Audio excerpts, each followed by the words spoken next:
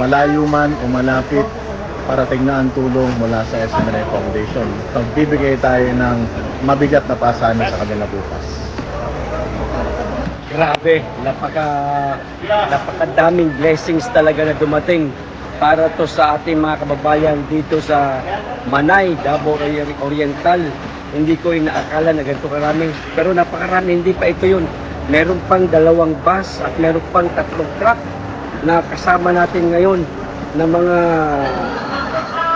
mga relief na ipamimigay natin sa mga kababayan natin. Grabe talaga. Isa pa, isa.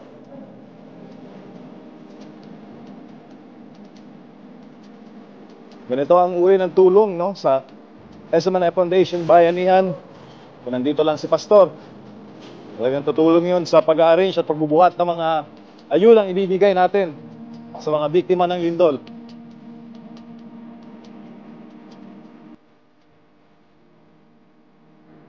Pambihira naman itong SMNI, mabigat na yung problema rito, mas mabigat pa yung pinamimigay.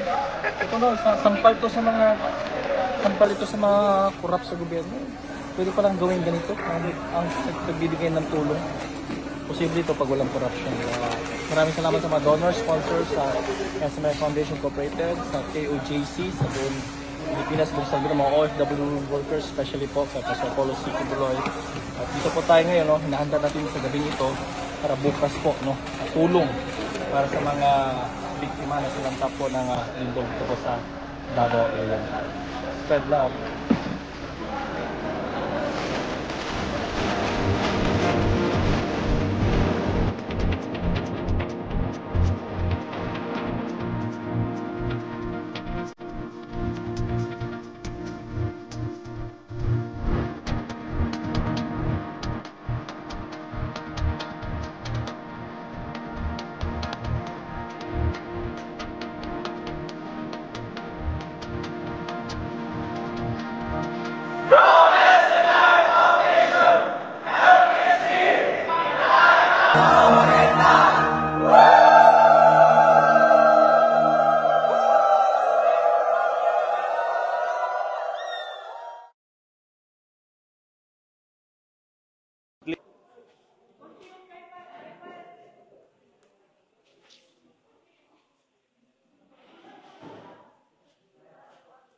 Yung mic.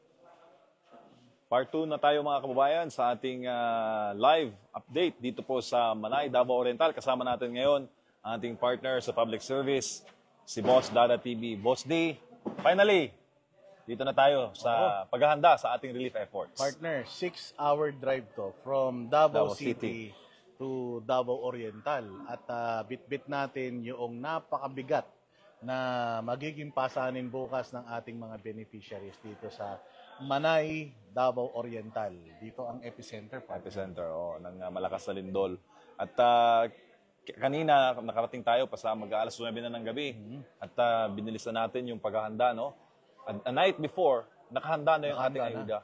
At ano ang observation mo doon sa 3-day relief drive sa Cebu at sa mga relief drive ng SMNI-FI na hindi mo nakikita sa ibang relief efforts? Unang-una sa lahat, ito observation natin to eh. Ako kasi, nakiikot na ako sa halos karamihan ng mga KOJCs at KLCs sa Europe, sa Amerika, tsaka dito rin sa Pilipinas and Asia.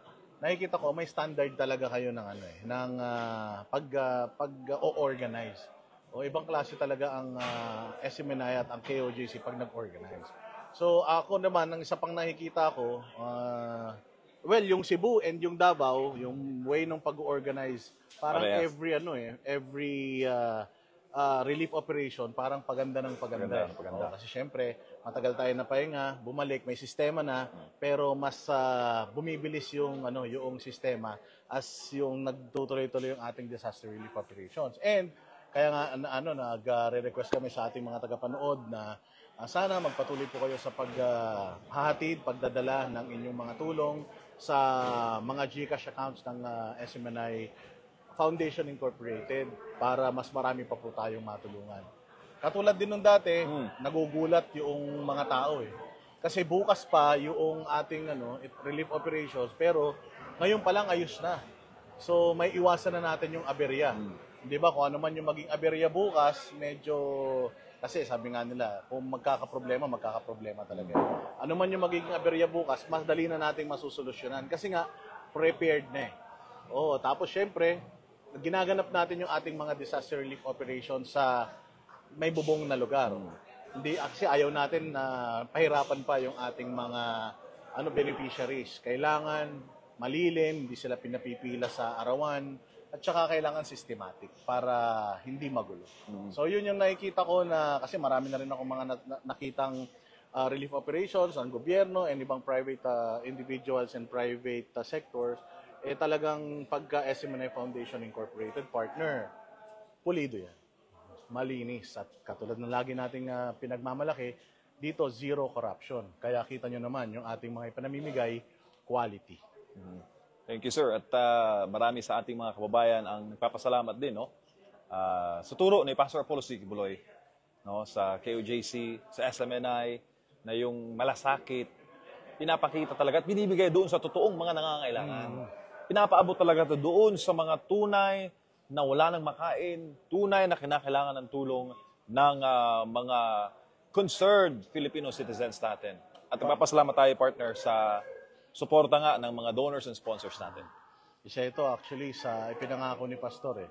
Medyo syempre malungkot tayo na hindi siya nanalo, pero ang kabilin-bilinan niya sa atin na doon sa mga lugar na nagpunta kayo, na nangako kayo ng tulong, babalikan natin lahat yan at tutulong tayo. Hindi kailangan na magkaroon ka ng posisyon sa gobyerno para makatulong ka sa kapwa mo. At eto na nga, patuloy ang advokasya ng SMNI Foundation.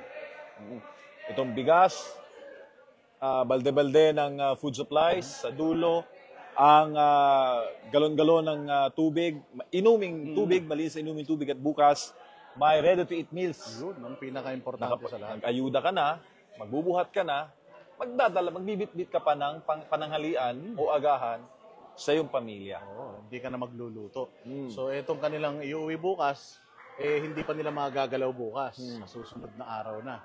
Gawa ng meron tayong, aside from itong mga relief goods natin, meron tayong hot meals. As in, hindi yan ngayon niluto bukas din yan iluluto, bukas din yan nila makukuha. So mainit pa yan, kakainin na lang. Malasakit para sa bayan, para sa mga nangangailangan, at dalangin natin, Boss D, yung ating bayan. Oo. Na sana gabayan tayo ng ating dakilang Ama, magpatuloy ang pagpapala at proteksyon, lalo na sa mga sunod-sunod na kalamidad na nararanasan natin. Bagyo ngayon sa Metro Manila, at patuloy yung aftershocks dito sa Davao Oriental, sa Cebu din. Naglindol na naman kanina sa Bogo. At iba't ibang mga lugar sa Pilipinas ang nakararanas ngayon ng mga pagyanig. Kaya yun nga, dasal tayo, at saka yung puso ng bayanihan, huwag nating kakalimutan. So, kahit maliit o malaki yung may tutulong natin, ang importante tayo yung nakakatulong, hindi tayo yung tumatanggap ng tulong. I-follow po ninyo mga kababayan ang SMNI Foundation Incorporated Facebook account. Doon po lahat ng updates na ating ibibigay. Magkakaroon din po tayo ng live feed bukas. Transparent tayo sa lahat ng ating ginagawang pagtulong sa ating mga kababayan. At ang ugat nito ay ang totoong malasakit para po sa mga nangangailangan. Yan po muna ang latest dito po sa Manay, Davao Oriental, sa ating paghahanda. Kasama si Boss D at lahat ng mga volunteers ng SMNI Foundation Incorporated sa ating pong gagawing 2-day relief drive dito po sa rehiyon. Maraming salamat mga kababayan at tatag lang.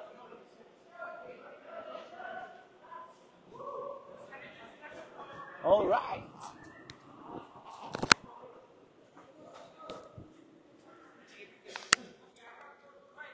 Solid.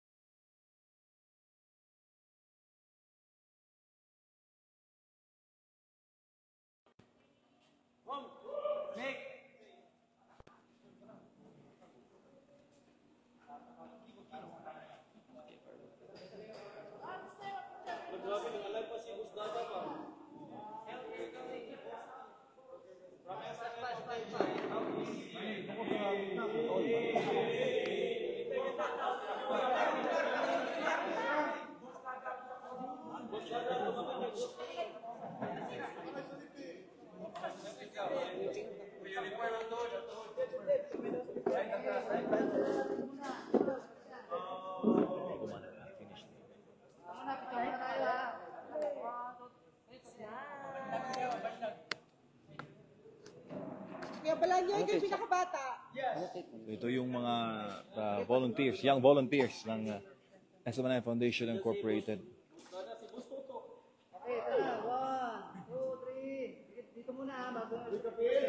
Mga batang-bata ang ating mga mga volunteers. Ito yung pinaka-boss. Magandang gabi po sa lahat ng mga live viewers ng SMNI Foundation Incorporated sa Facebook Live. Ay, boss Lord.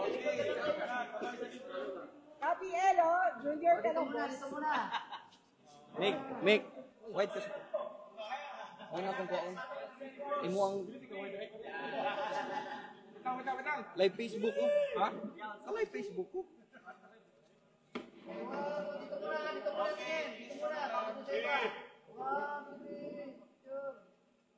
Picture taking muna bago matapos. Video. Okay, lahat ha.